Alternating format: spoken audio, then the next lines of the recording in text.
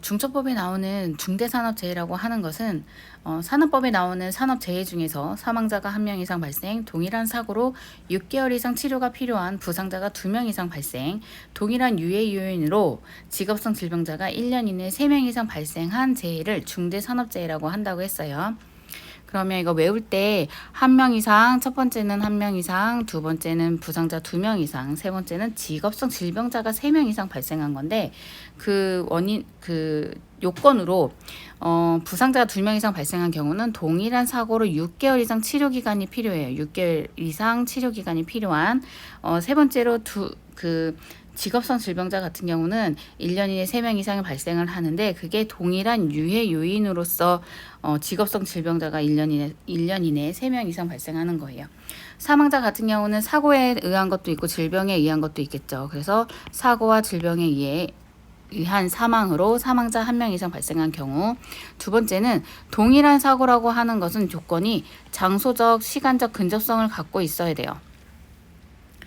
그리고 하나의 사고여야 되는 거죠. 하나의 사고. 만약에 화재 폭발이 났어요. 근데 직접적으로 화상을 입었다고 하면 요걸로 인해서 폭발압 충격으로 추락, 파편, 충돌 이런 게 발생을 했으면 요 화재 폭발 사고로 인해서 일어난 사고이기 때문에 모두 하나의 사고로 본다는 거예요.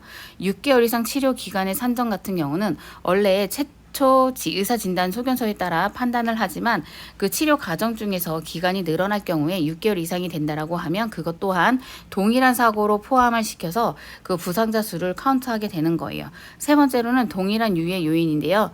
동일한 유해 요인은 발병 원인이 동일해야 돼요.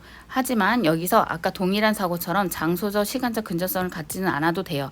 단 원인이 동일해야 되는 거고 객관적으로 입증이 되는 경우에는 각 종사자가 유해 요인 노출 시기, 그러니까 시기나 발병 시기가 다르더라도 동일한 유해 요인으로 판단을 하며 직업성 질병에 대해서는 대통령령으로 정해놨어요. 예로 몇 개를 적어놓으면 급성 중독, 독성 간염, 혈액 전파성 질병, 산소 결핍증, 열사병 등 24개의 질병이 하나요. 직업성 질병자가 1년 이내에 3명이 발생하게 되면 중대산업재해라고 말을 한다는 거예요. 마지막으로 다시 정리하면 중대산업재해라고 하는 것은 사고와 질병에 의한 사망사고 1명 이상, 동일한 사고로 부상자 2명인데 그 부상자의 치료 기간이 6개월 이상이어야 돼요.